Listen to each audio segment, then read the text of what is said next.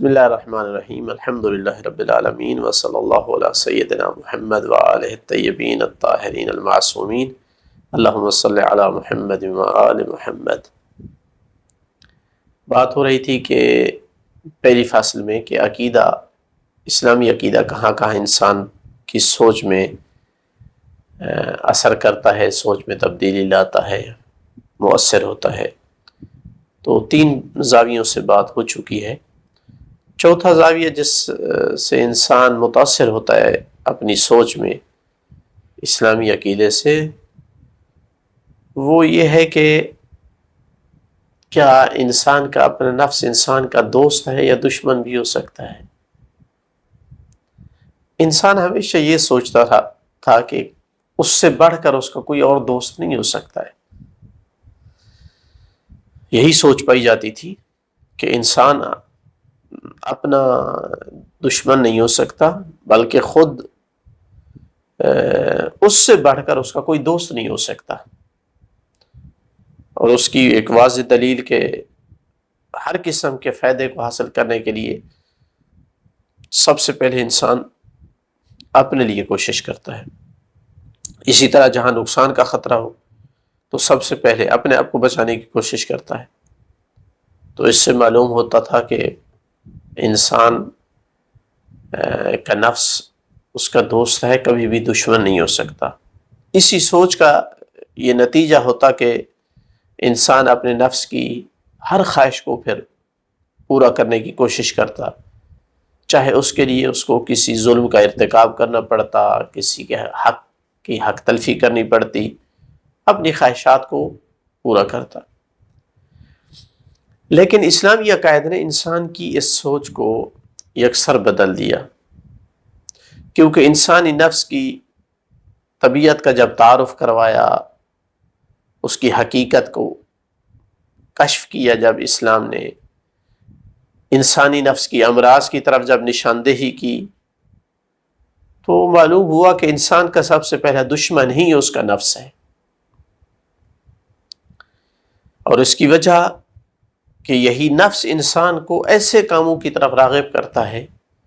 اور دعویٰ دیتا ہے جن میں انسان کی ہلاکت ہوتی ہے۔ تو اس کا مطلب ہے کہ انسان کا نفس اس کا دشمن ہو سکتا ہے، جیسا کہ ارشاد ہوا سورہ یوسف میں، ان النفس لامارۃ بالسوء الا ما رحم ربی ان ربی غفور رحیم۔ بے شک نفس تو برائی پر اکساتا ہے، یعنی انسان کا اپنا نفس اس کو برائی پہ اکساتا ہے، مگر یہ کہ میرا رب رحم کرے، بے شک میرا رب بخشنے والا، رحم کرنے والا ہے۔ لہٰذا اگر انسانی نفس میں انحراف ہے تو دشمن سے بھی زیادہ وہ اپنے اوپر ظلم کرتا ہے، اور تب تک انسان کو نجات ممکن نہیں ہے اپنے نفس سے جب تک کہ انسان اپنے نفس پر اچھی طرح قابو نہ پا لے۔ ارشاد باری تعالیٰ ہوا وَتِلْكَ سورہ طلاق میں، وَتِلْكَ حُدُودُ اللَّهِ وَمَنْ يَتَعَدَّ حُدُودَ اللَّهِ فَقَدْ ظَلَمَ نَفْسَهُ۔ کچھ احکام بیان فرمانے کے بعد فرمایا کہ یہ اللہ کی حدود ہیں، اور جو ان حدود پر تعدی کرتا ہے، ان سے تجاوز کرتا ہے، تو وہ اپنے اوپر ظلم کرتا ہے۔ تو اس کا مطلب ہے کہ انسان اپنے اوپر کبھی کبھار ظلم کرتا ہے۔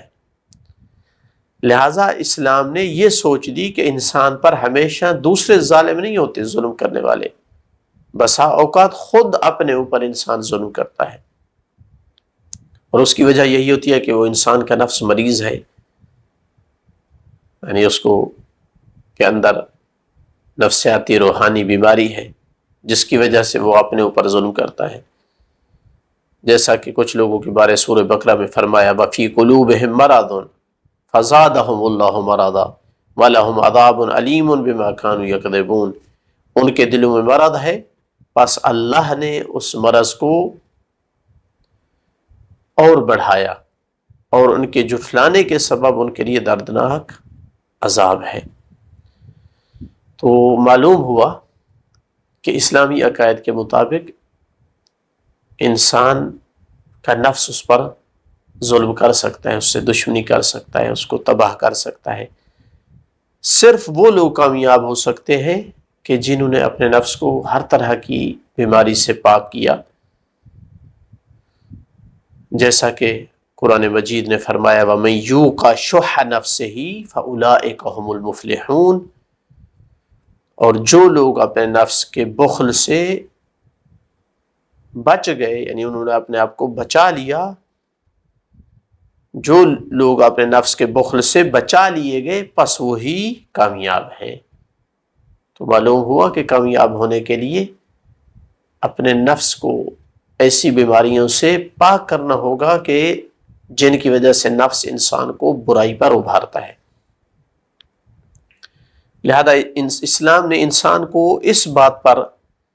قائل کیا کہ نفس کی دشمنی اور اس کے نقصان سے بچنے کی ضرورت ہے۔ ایسا نہیں ہے کہ ہمیشہ نفس انسان کے ساتھ اچھائی سے پیش آتا ہے، اس کا فائدہ چاہتا ہے، نہیں، اگر اس کی تربیت نہ کی، اگر اس پر قابو نہ پایا تو انسان اپنے ہاتھوں اپنا نقصان اٹھائے گا۔ لہٰذا اگر غفلت میں رہا اور اپنے آپ کو بھلا دیا، متوجہ نہ رہا، اپنے نفس کی اصلاح نہ کی، اس کے شر سے نہ بچا، تو انسان اپنے آپ کو رسوائی اور ہلاکت سے نہیں بچا سکے گا۔ کیوں؟ کیونکہ کسی اور کی ضرورت نہیں ہے، اس کا نفس ہی کبھی اس پر ظلم کرے گا، کبھی اس سے گمراہ کرے گا، کبھی اس سے خیانت کرے گا، کبھی اس سے جھوٹ بولے گا، اور کبھی اصلاً اس کو اپنا آپ بھی بھلا دے گا۔ یہ سوچ اسلامی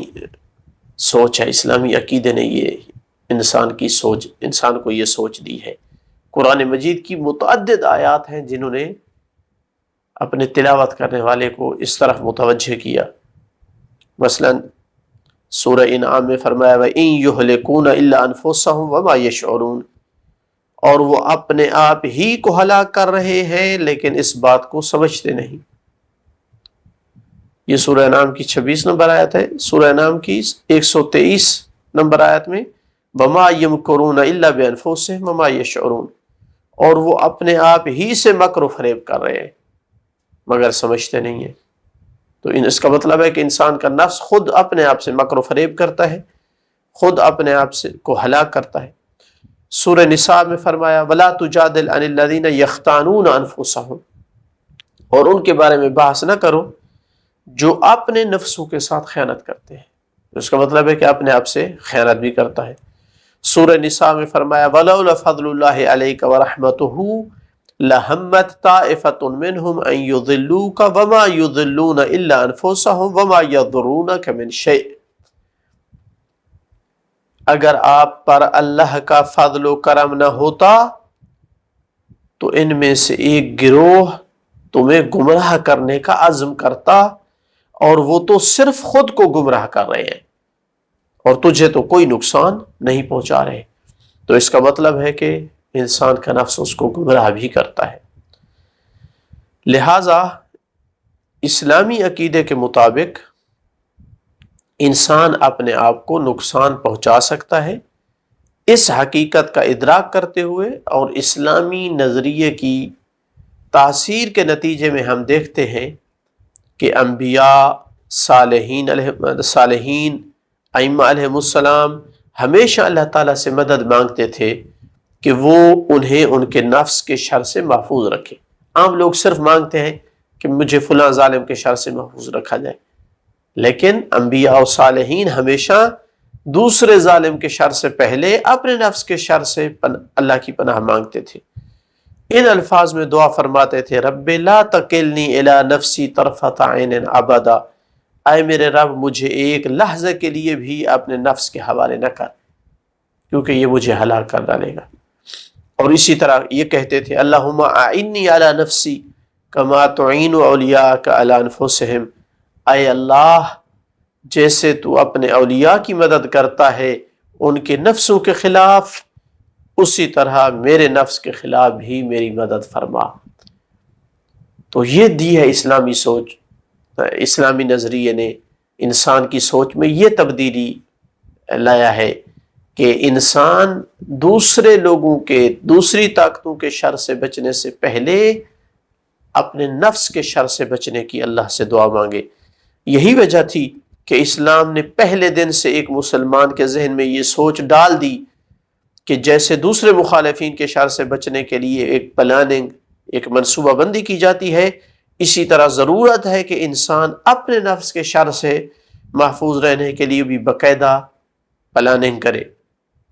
اور اس پلاننگ اور منصوبہ کا ایک جز یہ ہے کہ انسان ہر روز اپنا محاسبہ کرے اور اپنی غلطیاں اور اپنی کوتاہیوں کو نوٹ کرے اور اس پر اپنا مواخذہ کرے، اپنے آپ کو کوئی سزا دے تاکہ دوبارہ نفس اس سے یہ کام نہ کرا سکے، اور عزم کرے کہ آئندہ کے لیے ایسی کوتاہی یا ایسی غلطی یا ایسا جرم نہیں ہوگا۔ اور اسی طرح ہمیشہ اپنے آپ کو اپنے نفس کی رغبات اور شہوات کے سامنے اپنے آپ کو عاجز پائے، اپنے آپ کو کمزور سمجھے، اور اس کمزوری اور اپنی عاجزی کا احساس کرتے ہوئے، تصور کرتے ہوئے اپنے رب سے مدد مانگے اور نصرت طلب کرے، اور ہمیشہ اپنے نفس ہی کو مورد اتہام ٹھہرائے کہ تو نے کوتاہی کی ہے، تو نے تقصیر کی ہے، اور الہی قوانین کی پابندی کو اپنا نصب العین قرار دے، چونکہ اسی حقیقت یہ ہے کہ اسی نفس کی خواہشات کی پیروی سے روکنے کے لیے، بچانے کے لیے قوانین شرعیہ کو لایا گیا ہے۔ اس اسلامی عقیدہ کی تاثیر تھی کہ جو سچے عقیدے والے مسلمان تھے وہ اپنی خواہشات کو اس قدر قابو کرتے تھے کہ ان کی اپنی کوئی خواہش نہیں رہتی تھی، بلکہ ہمیشہ اللہ اور اس کے رسول کے حکم کو سامنے رکھتے اور انہی کے ارادے کے مطابق زندگی بسر کرتے، جیسا کہ ان کے بارے میں اللہ تعالیٰ نے فرمایا سورہ بقرہ میں، وَمِنَ النَّاسِ مَن يَشْرِي نَفْسَهُ ابْتِغَاءَ مَرْضَاتِ اللَّهِ، اور لوگوں میں سے کچھ ایسے ہیں جو اللہ کی مرضیوں کی خاطر اپنی جان بیچ دیتے ہیں۔ اللہ کی جان ہے، پھر اللہ ہی کا ارادہ چلے گا، اس کی منشا چلے گی، اپنی کوئی خواہش پھر اس کے بعد نہیں چلے گی۔ جبکہ اس کے مقابل یہ جاہلانہ فکر، یہ سوچ، یہ نظریہ آج تک پایا جاتا ہے، کیا کہ نہیں، جو کچھ خواہش ہو وہ پوری کرو، جو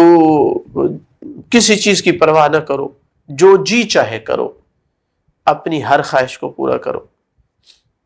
اس نظریہ اور سوچ کے نتیجے میں ایسے لوگ زندہ رہ کر کے بھی حقیقتاً مردہ ہوتے ہیں، حیوانات جیسی زندگی گزار کر دنیا سے چلے جاتے ہیں،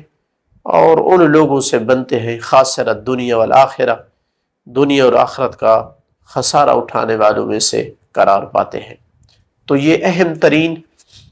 سوچ اور نظریہ تھا جو اسلام نے انسان کو دیا کہ تیرا دوسرے دشمنوں سے پہلے سب سے پہلا دشمن آپ کا نفس ہو سکتا ہے، سب سے پہلا آپ پر ظلم کرنے والا، آپ سے خیانت کرنے والا، آپ کو گمراہ کرنے والا آپ کا اپنا نفس ہو سکتا ہے، لہٰذا اس کے شر سے اگر تو بچ گیا تو کامیاب ہو گیا۔ الحمدللہ رب العالمین، وصلی اللہ علی سیدنا محمد وآلہ الطیبین الطاہرین المعصومین۔